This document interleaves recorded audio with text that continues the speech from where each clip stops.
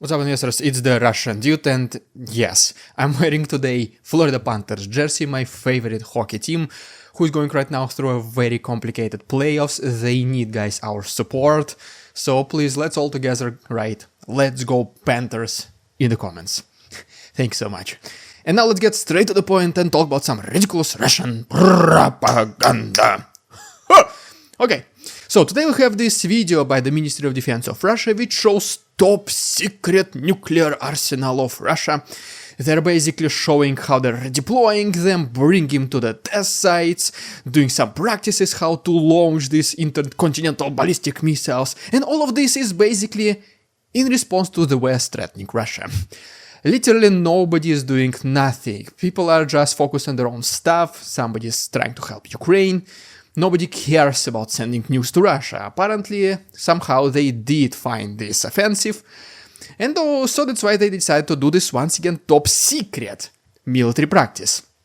For some reason they decided to film it all, they did not even censor anything, they published it for the whole entire world to see, and yet they still call it top secret military exercise. I'm assuming some people in the comments are like, hey guys, did you forget to censor stuff, to pixelate something? Most likely this person was banned from the Ministry of Defense of Russia community, and then he was prosecuted for discrediting the Russian army because how dare he? But okay, so it is time to get serious.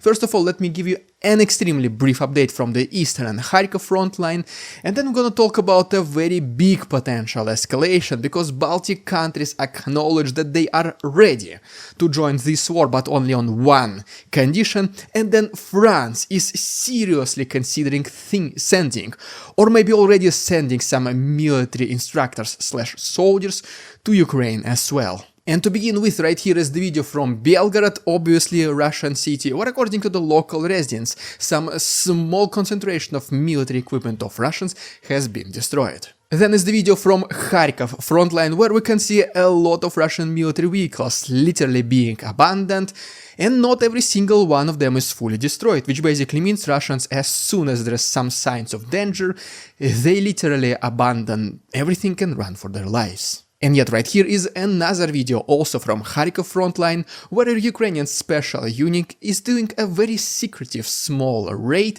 and as a result of this they are able to push Russian positions and even capture some prisoners of war for the exchange fund. And the most interesting thing about Kharkiv frontline is this most recent statement by Putin, who said the following. He said that the army had to go to Kharkiv frontline, had to engage, and had to advance and liberate villages, because the West forced Russia to do so.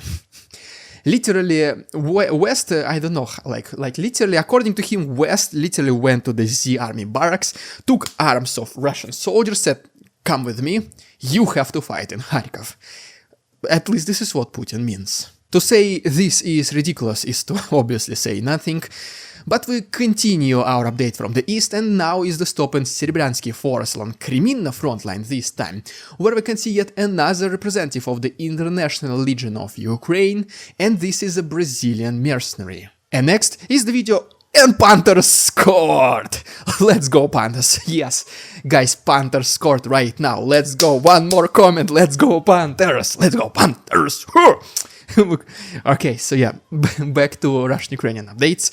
Another video is from Krasnohorivka along Donetsk region, and as you can see, yet another failed assault attempt by Russians. Next is the video from Chasiv Yar, by some people called the third Bakhmut, and basically exactly the very same thing happened. The Z army tried to advance, they were not able to do it, and eventually they also abandoned their military vehicles right there on the field for Ukrainians to pick them up. And then an elite Ukrainian forces called Kraken released their own video also from Chasiv Yar frontline, and this is basically a small compilation of their last 24 hours work, where they were able to destroy one infantry fighting vehicle, 2 tanks, 1 T-72 and 1 T-90 extremely modern one. But unfortunately, according to the Ministry of Defense of Ukraine, Rustem Umerov, right now Russians, the reason why maybe they're not looking so active anywhere across Ukrainian front lines, it is because they're bringing thousands of their soldiers to the northern front lines, to the northern border.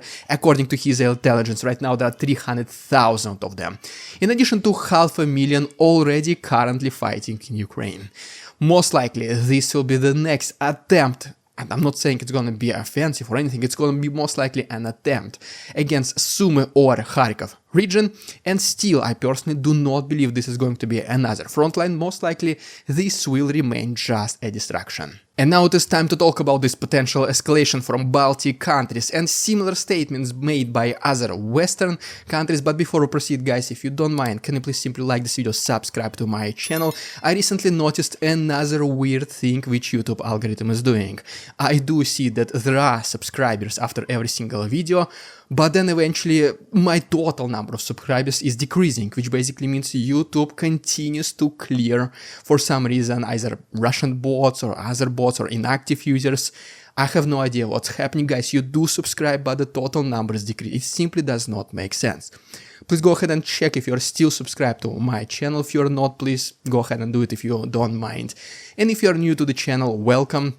Just join our Russian dude community. We are very friendly here. We love you for doing this. Also, if you want to hear some stock market news from me as well, there is a second channel, the Russian Dude Investing. The new video is already live. The link is down below. And so yeah, so talking about these statements from the West, which Putin considers a huge escalation. They started coming to us all the way from February of this year, and one of the very first countries was Finland, which basically said that it is not against Ukraine using its weapons on the territory of Russia, destroying military objects of Russians. Next it was David Cameron from the United Kingdom, who pretty much said exactly the same. Ukraine has all the rights to defend itself, even if it includes striking targets inside Russia. And even according to the American representative Antony Blinken, he was saying approximately in the middle of May that even America is not against Ukraine using its weapons, yet later these statements were kinda refuted. The White House said that this is not exactly what they meant, yet there are still ongoing talks whether America allows the Ukraine to do it or not. But some Baltic countries, such as for example Latvia, according to its Minister of Foreign Affairs, they are being more straight to the point. Specifically, in the beginning of May, what they said is that Ukraine already started receiving Western military support and they can use it on the territory of Russia. Next it was the Prime Minister of Estonia, Kaja Kallas, who also mentioned that some Western countries already sent its military trainers and experts to Ukraine to train Ukrainian soldiers, and this experience will be useful for Ukrainians. And eventually, Baltic countries and Poland, they did made a statement this week that they are ready to join the war only on one condition. And this one, if Russian Z army will have a significant success along Ukrainian front lines, specifically if there will be attacks somewhere to the northern western territories, which are already closer to other European countries. Even the new commander and Panthers scored again! Yes, go, let's go, boys! 2-1, let's go Panthers. Guys, I'm watching right now the game. Unfortunately, we were losing 0-1, now it's already 2-1, so let's go Panthers, let's go Panthers. Okay, so yeah, next it was the commander-in-chief of Ukrainian forces, Alexander Syrsky, who did mention that France is also considering sending its military trainers to Ukraine to show Ukrainians some NATO techniques. Eventually, these statements were also kinda refuted from the French side, saying that, guys, let's not rush some conclusions, this was just said in the heat of the moment. But yet, the talks, they do continue, and most likely something like this will happen, because its president, Emmanuel Macron, even did some statements saying and justifying why Ukraine should be allowed to attack military targets of Russians, even if they are located on the territory of Russia. But besides this, the talks about the security guarantees to Ukraine, they also pretty much never end, and more countries are willing to do it, and there is even some new talks about the possibility of peace negotiations in the very near future, like literally in the next 2-3 weeks. Guys, let's talk about this right now in our extra chapter exclusive for Patreon members, now this smaller, even tighter community. So if you want to keep watching and hopefully see my another reaction of Panthers scoring, I really hope they will. Please go ahead and check my Patreon, the link is down below. the best way to support my channel, in addition to seeing hundreds of extra footage, full versions and uncensored ones. Once again, the link is down below. Well, there you have it, guys. Thank you so much for watching. Please subscribe to my channel to beat the YouTube algorithm. Let's go Panthers! Don't forget about my second channel, The Russian Dude Investing. All the other useful links are down below. Merch, Patreon, PayPal, Instagram, like everything is down below. Thanks so much for watching. See you tomorrow.